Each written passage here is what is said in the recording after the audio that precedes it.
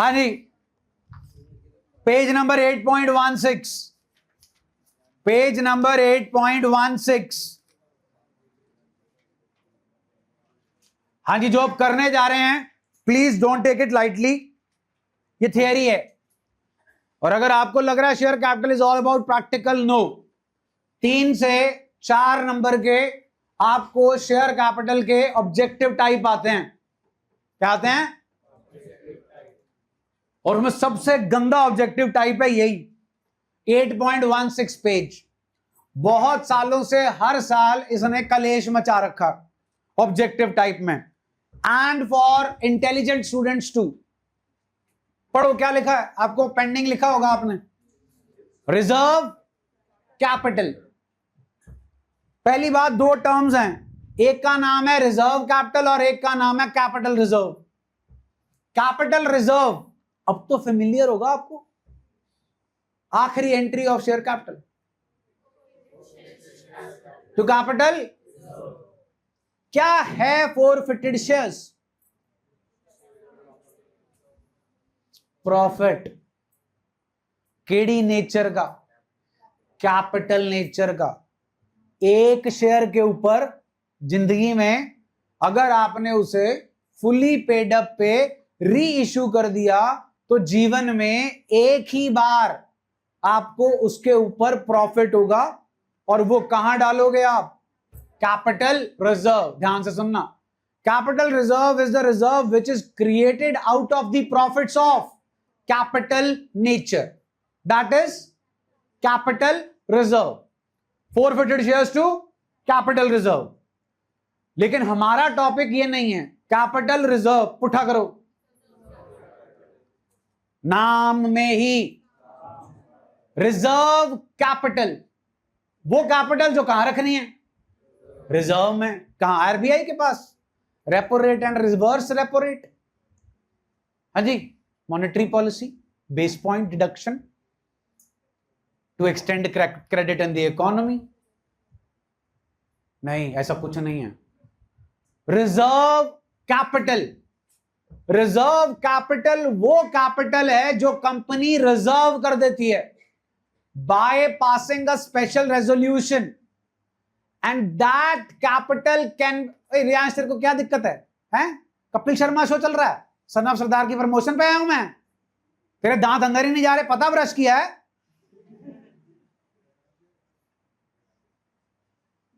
शिवेन बेटा लटक तू जाएगा, वो तो ले जाएगा नंबर, तेरे अद्धे भी नहीं आने।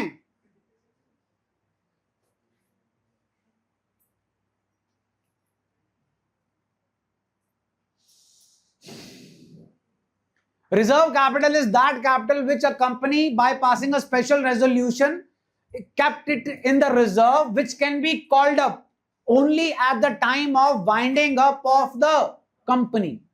अगर 10 रुपए का शेयर है और कंपनी ने 1 रुपए रिजर्व कैपिटल में डाल दिए, तो life time of the company can call only how much from the share holder?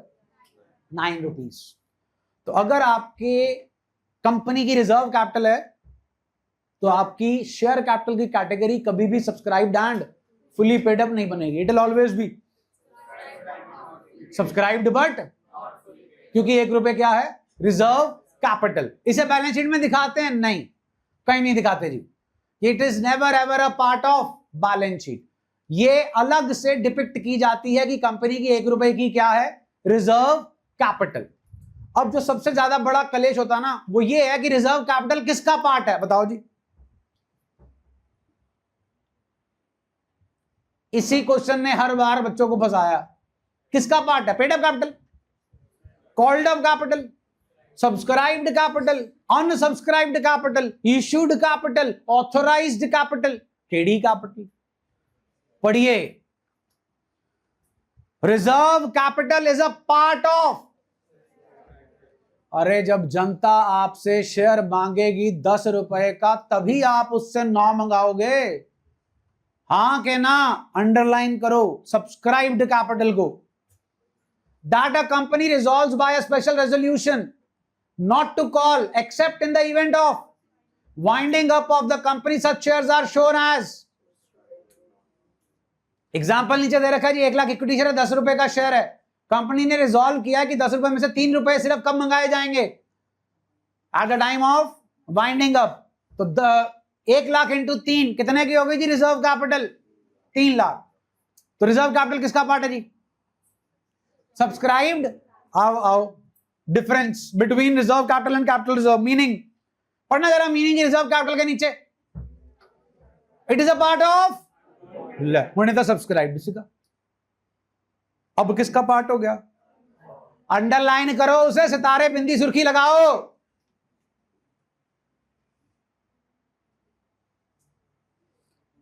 अब रिजर्व कैपिटल आपकी अनकॉल्ड कैपिटल का भी पार्ट है।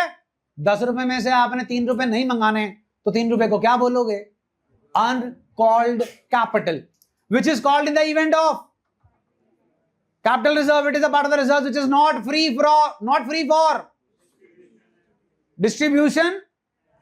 भाई डिविडेंड समझते हो क्या होता है, share of profit which a company gives to the shareholder. जितना कमाती है सारा दे देती है, जल्दी बोलो, कुछ बचा के भी रखती है, रिजर्व्स में डालती है फ्यूचर ग्रोथ और एक्सपेंशन के लिए, बोलो जी। तो कंपनी कौन से प्रॉफिट को बांटेगी, जो शेयर छीन छीन के इकट्ठा किया हुआ है, कि जो फिक्स्ड एसेट्स को प्रॉफिट पे बेच के इकट्ठा किया हुआ है। ओ वाह, तालियां। अरे मूर्खों, कंपनी किस लिए बनाई थी, फिक्स्ड एसेट खरीद के उन्हें प्रॉफिट पे बेचने के लिए। Very nice. एमओए के अंदर आपकी कंपनी का पर्पस मेंशन है। अगर आपने कार बनाने के लिए कंपनी बनाई है तो फिर आप क्या ही बनाओगे, सिर्फ कार, यस और नो। तो कार बनाकर उसको बेचने से जो प्रॉफिट होगा उसी में से आपको क्या देना चाहिए, dividend. That is why capital reserve में जो पैसा पड़ा है उसे आप डिविडेंड के तौर पर डिस्ट्रीब्यूट नहीं कर सकते, फिर कहां यूज करोगे। भैया आपके सारे फिक्स्ड एसेट्स हमेशा प्रॉफिट पे बिकेंगे कि लॉस पे भी बिकेंगे, तो फिर लॉस को कहां से पूरा करोगे, कैपिटल रिजर्व में से। तो जो कैपिटल रिजर्व है वो किस लिए बनाया जाता है, ताकि फ्यूचर में अगर कोई कैपिटल नेचर का लॉस हो जाए तो हम उसे जो है वो कहां से राइट ऑफ कर सकते हैं, कैपिटल रिजर्व से। Next, creation. हाँ भाई फिर से अंडरलाइन कर लो, it is a reserve set aside out of optional mandatory. हाँ भाई रिजर्व कैपिटल ऑप्शनल है मैंडेटरी है, ऑप्शनल है जी। Capital reserve, it is appropriate to transfer capital profits to resolution, special resolution required है जी, नहीं रिक्वायर्ड है उधर। राइटिंग ऑफ कैपिटल लॉसेस ना, रिजर्व कैपिटल को नहीं यूज कर सकते, उसे कर सकते हो। डिस्क्लोजर नहीं डिस्क्लोज होता जी, वो डिस्क्लोज होता है under the heading reserves and surplus. अब याद रहेगा जनाब, ऊपर ऑथराइज और इशूड ये कर रखा है, पहले करो फिर। ऑथराइज कैपिटल तो पता चल गई होगी और इशूड भी पता चल गई होगी। किसका डिस्क्लोजर एमओए में होता है, किसका नहीं होता, कौन किसे एक्सीड कर सकता है, ऑथराइज इशूड को एक्सीड, इशूड ऑथराइज को एक्सीड। 8.20 पेज, एक नोट दिखेगा, दिखा, पढ़ो। 8.20 पेज, इलस्ट्रेशन 4 के ऊपर नोट है।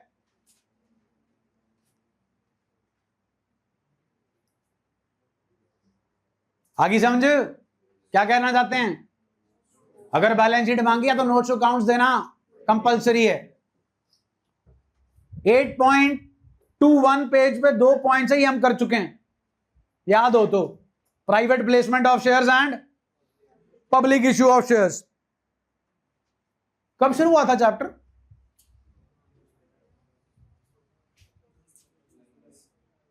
ऑफ कोर्स जुलाई में, जून में तो हुआ नहीं था। कौन सी जुलाई, 21? यहां सवाल ही नहीं पैदा होता। आज क्या है, 22, 10 जुलाई पकड़ लो, कितने दिन हो गए, 42 डेज से यही कर रहे हो, पब्लिक इशू ऑफ शेयर्स। तो मतलब तो पता ही होगा, इशू शेयर करना किसे, पब्लिक को। 8.25 page,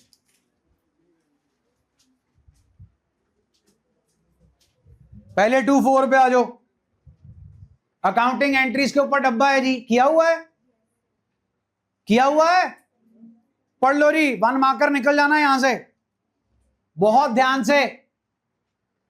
section 39 sub section 2 companies act 2013 का कहता है minimum what should be of face value. ये मिनिमम है, मैक्सिमम नहीं। मैक्सिमम जितनी मर्जी मंगा लो, 10 रुपए का शेयर है, 10 के 10 इकट्ठे मंगा सकते हो, तो मैक्सिमम 10। मिनिमम 5%, वो भी किसका, ये कौन कह रहा है, companies act section 39 sub section 2, और सच अदर परसेंटेज और अमाउंट एज में बी प्रिस्क्राइब्ड बाय सेबी। अब सेबी माता क्या कहती है, देखो 25% नहीं जी, 25% ऑफ। 4 चीजें याद रखनी है, हम बात कर रहे हैं मिनिमम एप्लीकेशन मनी।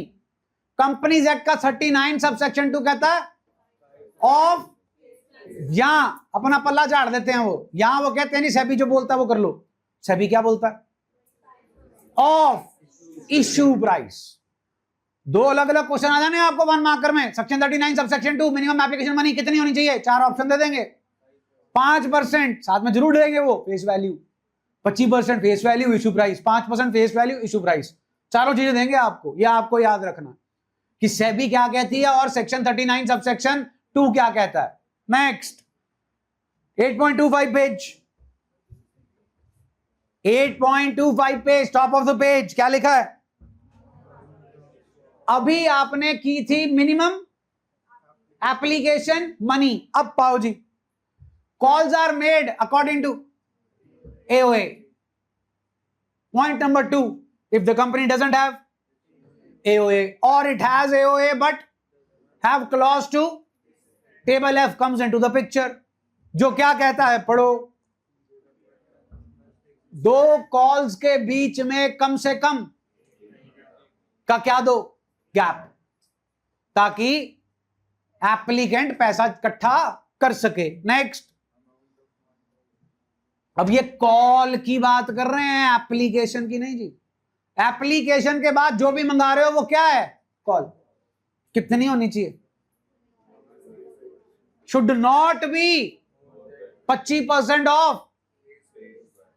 कितने दिन का नोटिस चाहिए, आपने मंगाई कॉल और 14 दिन का टाइम भी देना आपने उसको, भाई 14 दिन है तेरे पास इसको पैसा को जमा कराने के लिए। अगला पॉइंट मैं बहुत बार बोल चुका हूं पिछले 40 दिन में, calls should be made on off same class. अब जो ज्यादा बुद्धिजीवी लोग हैं, ये पॉइंट 2 को ज्यादा सीरियसली मत लेना, और टेस्ट में कहीं बोल दो सर आपने तो बोला था call 25% of the face value से ज्यादा नहीं हो सकती, आप तो 5 रुपए की मंगाई जा रहे हो और 10 रुपए का शेयर है। तो मूर्खों, क्वेश्चन 2.2 कब अप्लाई होगा, जब AOA नहीं होगा। मेरा AOA है, मेरी मर्जी, मैं 5 मंगाऊं, मैं 4 मंगाऊं, मैं 3 मंगाऊं, इट्स ओके जी। जब अपना AOA है तो फिर हमारी मर्जी चलेगी, जब हमारा AOA नहीं है फिर किसकी मर्जी चलेगी, टेबल F। समझ आ गया जी।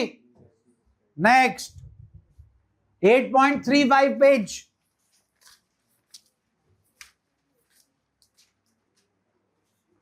वैसे तो करा चुका हूं, डब्बा देखो मिला, treatment of excess application money on, हाँ भाई कहां तक क्या कहा था अपनी, अलॉटमेंट तक। उसके बाद कॉल इन एडवांस का कहा तब है जब क्वेश्चन के अंदर मेंशन होगा, अदरवाइज नहीं जा सकते।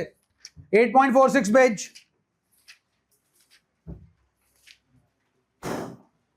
हाँ जी क्या लिखा है, मिनिमम 8.46 पेज, मिनिमम सेक्शन पढ़ो,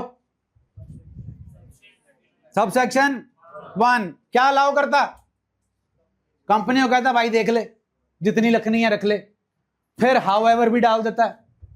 सेबी क्या कहती है, ऑफ द शेयर्स, बेसिकली जितनी आपने एप्लीकेशन मनी मंगाई है उसका 90%, जितने शेयर्स आपने ऑफर किए हैं, आपने 1 लाख शेयर ऑफर किया और 3 रुपए की एप्लीकेशन मनी है, 1 लाख इंटू 3 लाख, 3 लाख का 90%, 270, कम से कम 270 की एप्लीकेशन मनी मिलनी चाहिए, अदरवाइज आप आईपीओ पे आगे नहीं जा सकते। Thus, when the shares are offered to the public for subscription, minimum subscription prescribed by whom is to be followed. If minimum subscription is not received by the company, it cannot allot the. As a result, it will have to refund the.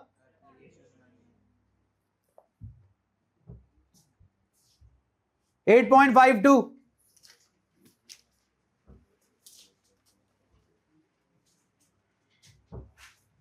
हाँ भाई, call in arrear के ऊपर कितना लगता है जी rate of interest अगर table F को फॉलो करना? 10%।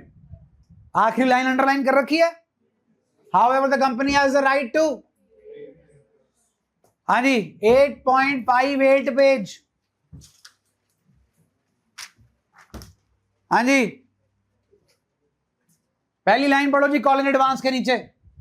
अ कंपनी में if AOA allows except the amount against the all calls not yet, this is known as calls in।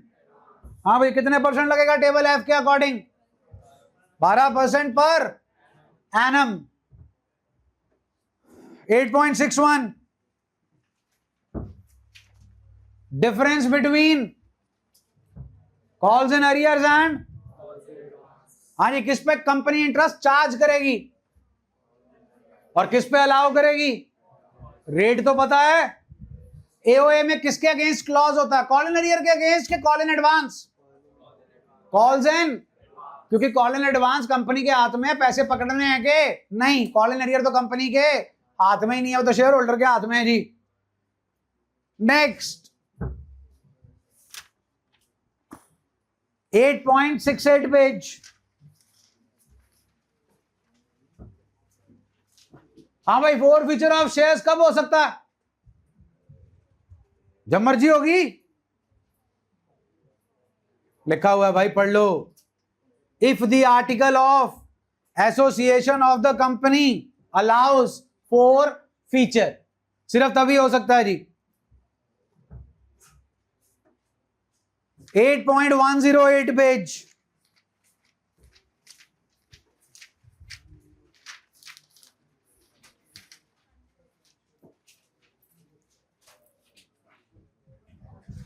$8.108 page. हाँ भाई, 8.108 पेज एंड 8.109 पेज, ये थेरेटिकली आपके लिए बड़े इंपॉर्टेंट हैं 1 मार्कर पॉइंट ऑफ व्यू। पढ़ो जी। पहली पॉइंट क्या लिखा है? सुना नहीं जी? प्रेफरेंशियल। प्रेफरेंशियल का मतलब प्रेफरेंस दी जाएगी, इससे अगले एक टर्म लिखी हुई है। हाँ, दोनों में कंफ्यूज मत हो जाना, दोनों ही पूछी जा सकती हैं और जान के दोनों में एक दूसरे का मतलब भी पूछा जाएगा, ऑप्शन में दिया जाएगा आपको। Preferential allotment of shares means allotment of shares at, underline करो, predetermined price to the selected person such as, underline करो, promoters, VCs, financial institutions, buyers of companies products or its suppliers। ये हैं selected persons। इसमें आपके buyer of product आ गया, supplier आ गया, आपके financial institution, banks, insurance companies, mutual funds आ गए, वेंचर कैपिटलिस्ट आ गए जी जो आपको फंडिंग करते हैं, प्रोमोटर्स आ गए। अगली लाइन पढ़ो। The company is required to pass in the meeting of before proceeding with। Clear हो गया जी? अब अगले पे आओ। अगला कॉन्सेप्ट किस चीज का है? सेक्शन पढ़ो।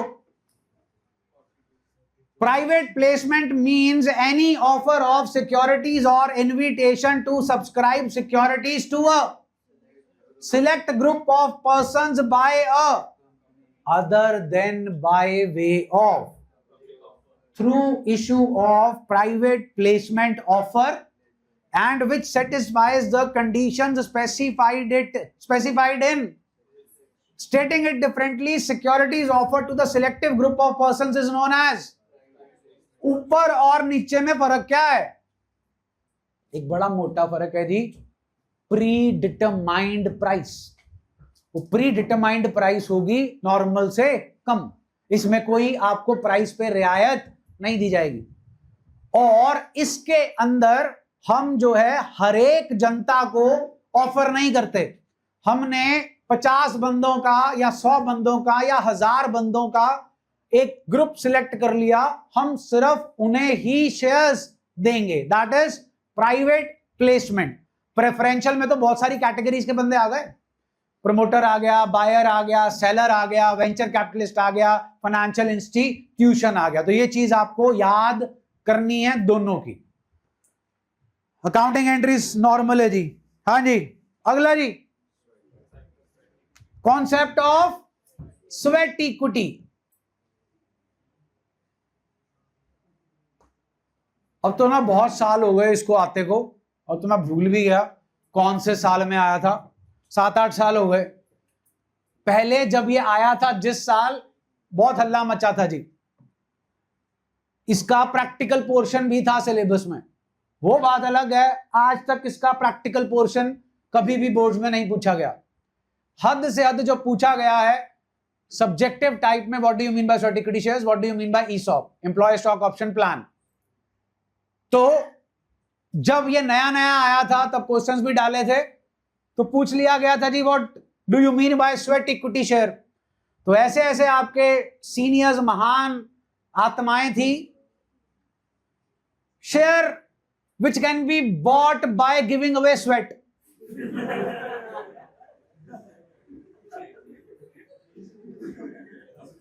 और ये चीज हमारे को चेक करनी पड़ रही थी। 8.109 पेज आना, important terms associated with ESOP लिखा है। इसमें चेक करो वेस्टिंग पीरियड के नीचे क्या लिखा है। एक ने एक्सरसाइज का ऐसे ही लिख दिया, हमें करनी चाहिए, गुड फॉर हेल्थ, स्वेट निकालना चाहिए, एक्टिव रहते हैं। फिर पूछा एक्सरसाइज पीरियड, वो पीरियड जिसमें हम एक्सरसाइज करते हैं is known as exercise period. तो तुम मत लिख देना ये चीजें। एक्सरसाइज प्राइस, जिम के पैसे, एक्सरसाइज प्राइस। अब ध्यान से सुनो री, ये जो कॉन्सेप्ट है ना, तुम्हें अभी लग रहा है मजाक, लेकिन आपको बता दूं दुनिया यही दो चीजें चला रही है।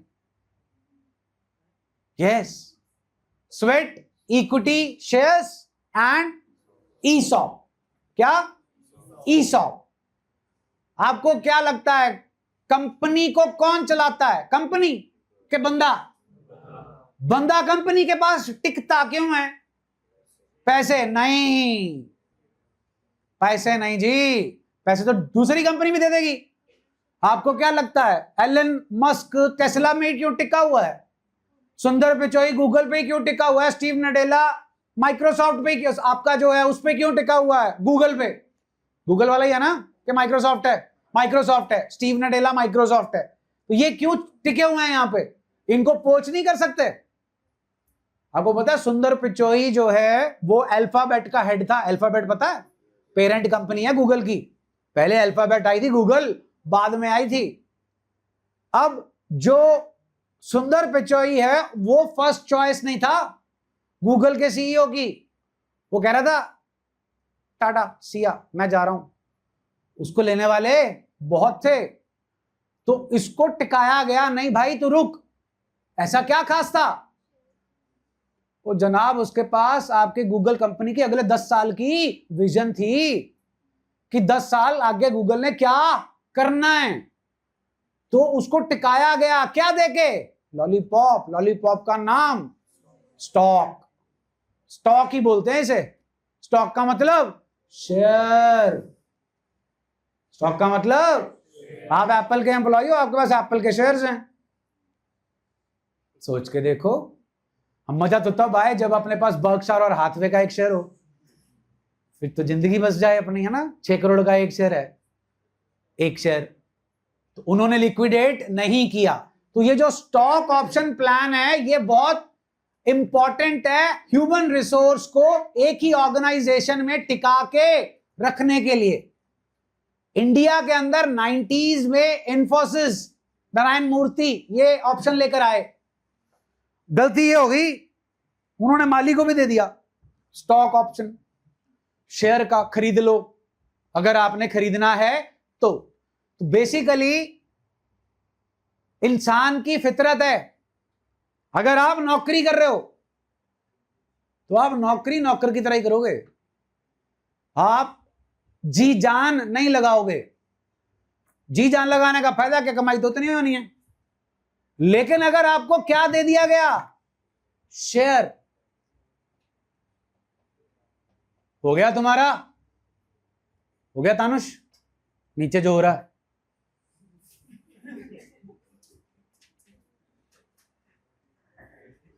अगर आप उसे शेयर दे दोगे तो वो एम्प्लॉय नहीं रहेगा, वो ओनर बन जाएगा। तो जब वो ओनर बन जाएगा तो फिर वो जी भी लगाएगा और जान भी लगाएगा। आई समझ? आओ, क्या है जी concept of sweat equity shares? पढ़ो जी। The sweat equity shares can be issued in lieu of know how or intellectual property right or value additions which may be called by any name. Further, these shares may be issued at a discount for cash or for consideration other than cash. Sweat equity shares are allowed to be issued at a discount. Underline कर लो, section 54, section 52 security premium का, section 53 कहता है company जनता को discount पे share issue नहीं कर सकती। Section 54 कहता है कर सकती है। कौन सी टाइप के शेयर्स? Sweat equity shares. और सिर्फ किसे इशू कर सकती है, पढ़ो। However a company may issue these shares at par or at premium as it decides. The term sweat equity share is a wider term than ESOP, since ESOPs are restricted to be issued to employees and employee directors, whereas sweat equity shares may be issued to the directors who are not even the employees of the company. अब आओ जी concept of ESOP पे। ESOP means option granted by the company to its employees and employee directors to subscribe the shares at a price that is lower than the market price, that is fair value. It is an option or a right granted by the company, but it is not an obligation on the employee to subscribe it. The employee may or may not exercise the option. ESOP is a category of sweat equity shares. Sweat equity is wider term than ESOP and includes issue of shares to promoters as remuneration for incorporating the company or for their services. अगर याद हो, incorporation cost to promoter, promoter to share capital. तो ये किस category के हुए? ये ESOP नहीं हुआ जी, ये क्या हुआ? Sweat equity. ध्यान से सुनिएगा।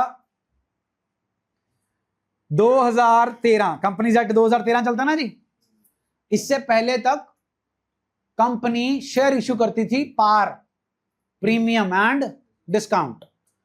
कंपनीज एक्ट 2013 ने शेयर को डिस्काउंट पे इशू करना बंद कर दिया।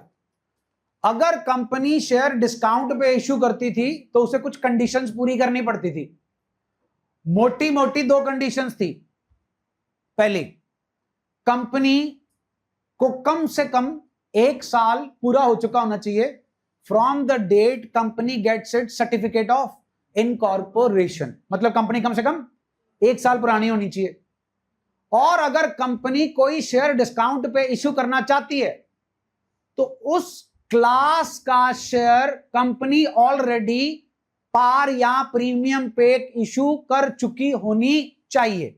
मींस अगर कंपनी 100 रुपए का इक्विटी शेयर 10% के डिस्काउंट पे इशू करना चाहती है तो कंपनी पहले साल में 100 रुपए वाला शेयर 100 रुपए या 100 रुपए से ज्यादा पे इशू कर चुकी होनी चाहिए, तभी कंपनी 100 रुपए का इक्विटी शेयर डिस्काउंट पे इशू कर सकती है। ये 2 मेन कंडीशंस थी, ध्यान से पढ़िएगा। सेकंड पैराग्राफ की पहली लाइन 8.109 पेज। अ कंपनी में issue stock shares option fulfilling the, पहली पढ़ना,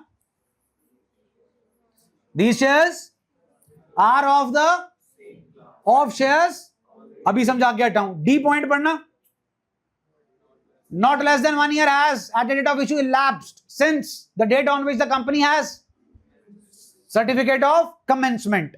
बीच वाली दो तो जी चेक कर लो, it is authorized by special resolution passed by the, अब रेजोल्यूशन क्या बताएगा, number of shares, current market price, अगर पैसे लेने हैं तो कितने, and the class or class of directors or employees to whom such equity shares are to be issued. These shares are issued in accordance with the SEBI regulations if the shares are listed. अब आगे डब्बा पढ़ो जी, क्या लिखा, important terms regarding, पढ़ो, पहला grant, ये वो नहीं, भीख नहीं जी, ग्रांट का मतलब चेक करो क्या लिखा है, ऑप्शन देना, किसे, एम्प्लॉय को, किस चीज का, to subscribe the shares of the company. आगे क्या लिखा है जी, ग्रांटेड का मतलब पढ़ो, क्या है जी grant date, date at which the enterprise and its employees agree to the terms of ESOP. Hello ये क्या लिखा है, कितनी तारीख, 1 अप्रैल 2010। एम्प्लॉय और कंपनी बैठकर डिसाइड कर रहे हैं कि जी आप, ये टर्म्स एंड कंडीशंस हैं अगर आपको ईसॉप लेना है, डन है। अगली आइटम पढ़ो,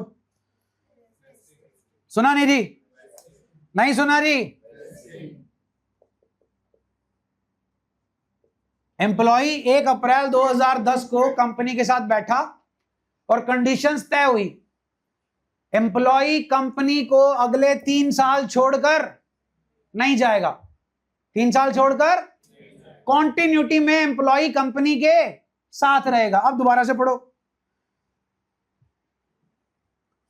कंपनी ने एम्प्लॉय को राइट दे दिया कि आप शेयर्स के लिए अप्लाई कर सकोगे, लेकिन कब कर सकोगे, जब आप इस टाइम पीरियड को पूरा करोगे।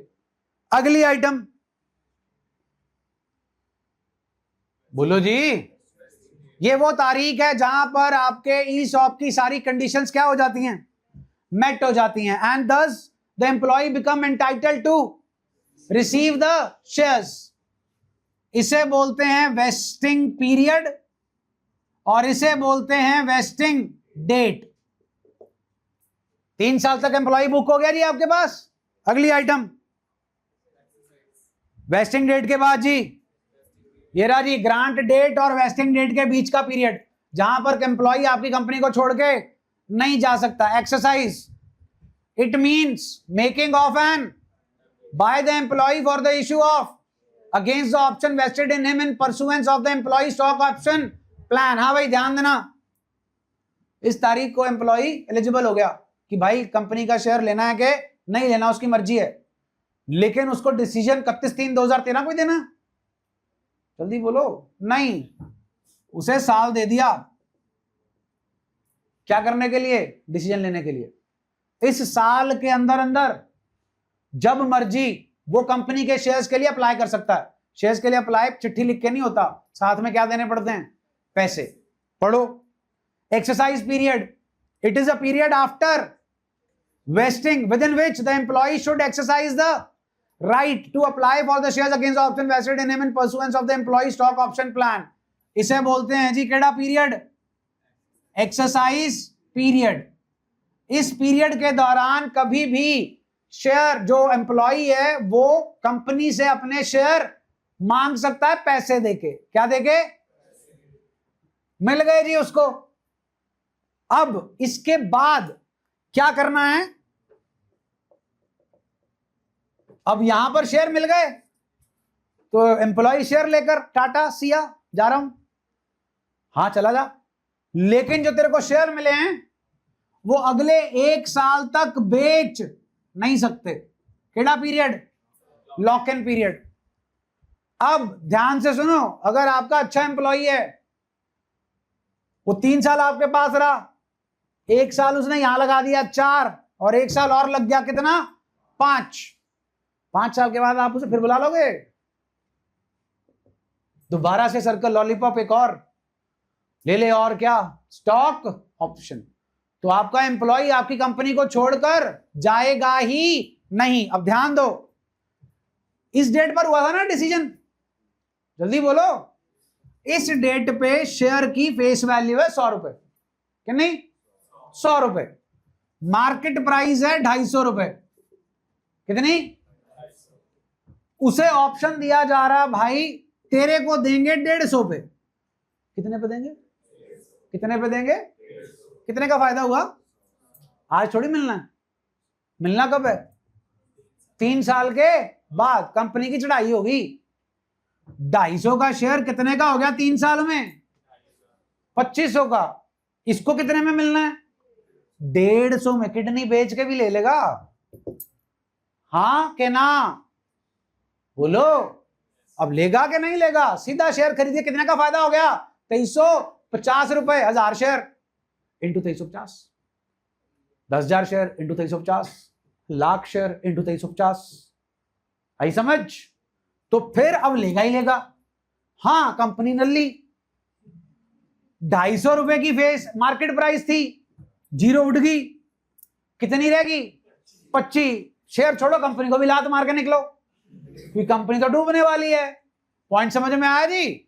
तो इस तरीके से हम अपने जो अच्छे एम्प्लॉइज हैं उनको अपने पास कंट्रोल करके रख सकते हैं। That is by giving them ESOP। By giving them what,